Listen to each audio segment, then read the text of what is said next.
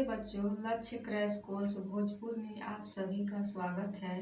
मैं अनीता कुमारी crash course के तहत पुनः 10 क्लास के बच्चों के लिए हिंदी के काव्य खंड से नए पाठ को लेकर उपस्थित हूँ, जिसका नाम है हमारी नींद, जिसके कवि वीरेन डंगवाल है।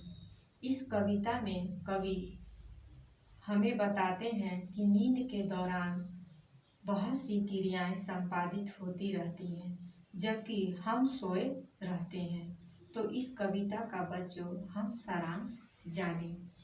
बच्चों, जब हम नींद में सोते हैं तो इसका अर्थ यह कतई नहीं होता कि सृष्टि का विकास क्रम रुक गया है।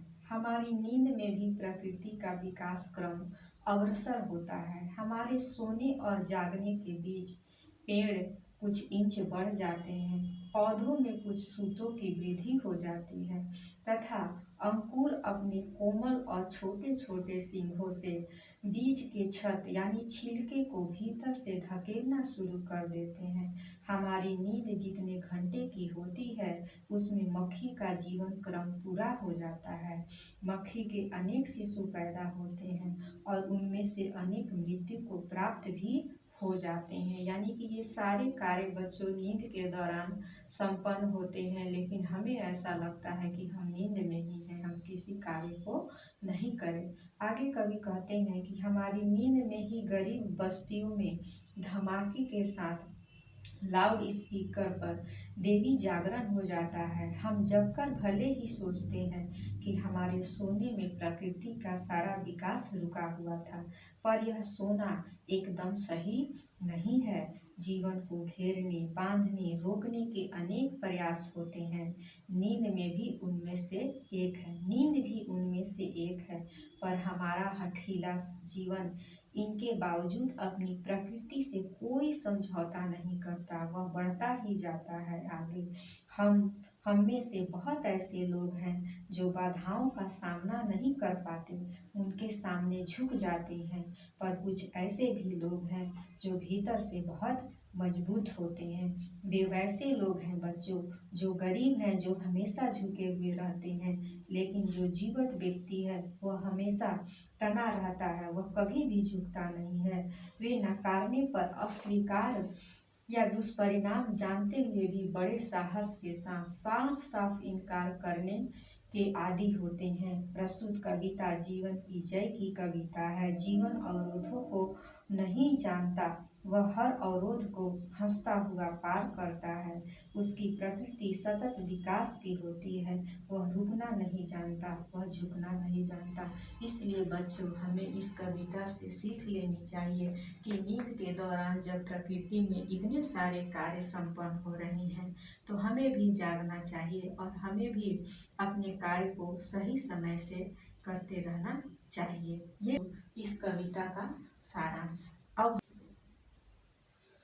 बच्चों, हम इस पाठ से जो प्रश्न आते हैं उस प्रश्न की ओर ध्यान दें। सबसे पहले तो इसमें वस्तुनिष्ठ प्रश्न भी रहेंगे और लघुत्तरीय प्रश्न भी रहेंगे। अक्सर वस्तुनिष्ठ प्रश्न बच्चों कविता के जो कवि होते हैं उनसे संबंधित होता है। तो इसमें देखिए कि कौन कौन प्रश्न बहुत ही महत्वपूर्ण है। तो पहला है बच्चों, वीरेन डंगवाल का जन्म वीरेन डंगवाल का जन्म कहाँ हुआ था? तो इनका जन्म कृति नगर में हुआ था बच्चों 5 अगस्त 1947 को। दूसरा प्रश्न है बच्चों, डंगवाल ने किस पत्रिका में स्तंभ लेखन का कार्य किया? तो इन्होंने अमृत प्रभात पत्रिका में स्तंभ लेखन का कार्य किया। तीसरा है, डंगवाल जी को साहित्य अकादमी पुरस्कार किस रचना पर मिली? बच्चों, जो इस कविता को हमने अभी पढ़ा जाना, वह कविता कवि के महत्वपूर्ण कृति दुष्चक्र में स्रष्टा से लिया गया है। तो यह कविता संग्रह, उस कविता संग्रह का क्या नाम है बच्चों? दुष्चक्र में स्रष्टा है।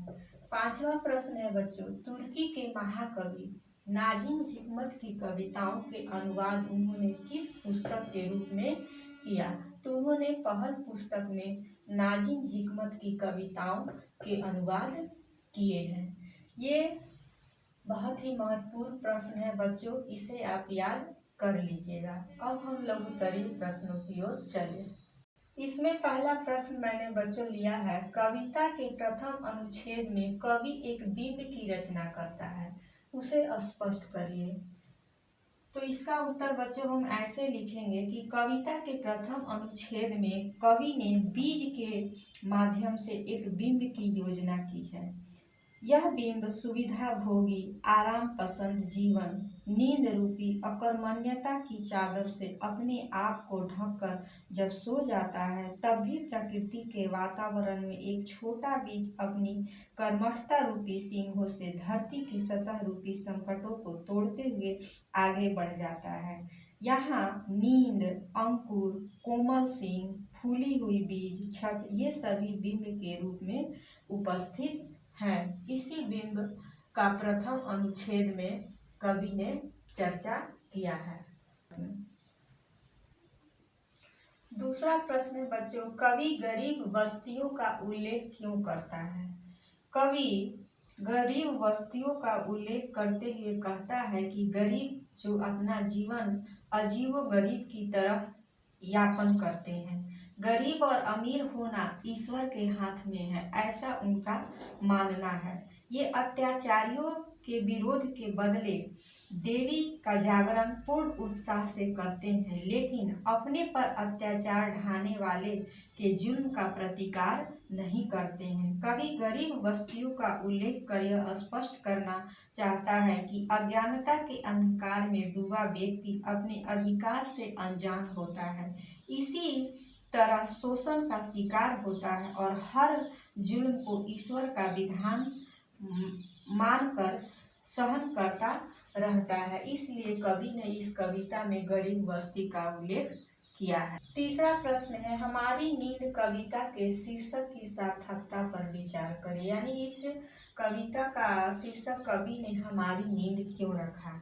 इसका उत्तर बच्चों, हमारी नींद अर्थात हमारी लापरवाही अथवा आराम पसंद जीवन आगे बढ़ने में हमेशा बाधक बनती है। ये सब चीजें गतिशील जीवन की गतिमय करती हैं, लेकिन हमारा जीवन विषम परिस्थितियों में उत्पन्न करने वाली हमारी नींद की परवाह किए बगैर निरंतर आगे बढ़ता ही जाता है। प्रस्तुत कविता में हमारी नींद अगर जीवन का अवरोधक है, तो जीवन भी हमारा नींद से उत्पन्न बाधा की परवाह किए बिना आगे बढ़ता है। इसीलिए इस कविता का शीर्षक हमारी नींद शीर्षक उचित है, सटीक है।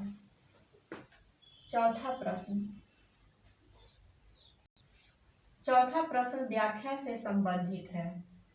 व्याख्या बच्चों, गरीब बस्तियों में भी धमाके से हुआ देवी जागरण लाउड स्पीकर पर। बच्चों हमने पहले ही बताया था कि जब प्रसंग सप्रसंग व्याख्या की बात आती है, तो पहले हमें यह जान लेना होता है कि यह किस पाठ से लिया गया है। तो यह जो कविता है बच्चों, बीरेन डंगवाल द्वारा रचित हमारी नींद शीर्षक से लिया गया है। इसमें कवि अभावों के बीच जीवन जीने वाले उन गरीबों की तरफ ध्यान आकर्षित किया है, जो मिथ्या जीवन जीने के लिए तरह तरह के प्रदर्शन करते हैं। आज परिस्थिति बदल गई है, सुखी संपन्न लोग घरों में बैठकर आराम का जीवन जीते हैं। अभावों के बीच जीने वाले लोग पर्व त्योहार आदि के नाम पर अपने सामर्थ्य से ऊपर उठकर खर्च करते हैं। उनकी स्थिति सुधरने की बजाय बिगड़ती ही चली जाती है। गरीबों की ऐसी सोच ही उनकी गरीबी का आधार है। इस तरह इस पद्यांश में कवि ने बड़े ही सरल, सहज और व्यंग्यात्मक भाषा का प्रयोग किया है। इस तरह बच्चों हम इन सारे प्रश्नों का उत्तर करेंगे। उम्मीद है कि ये सारे महत्वपूर्ण प्रश्न आपके लिए उपयोगी साबित सिद्ध होंगे। धन्यवाद।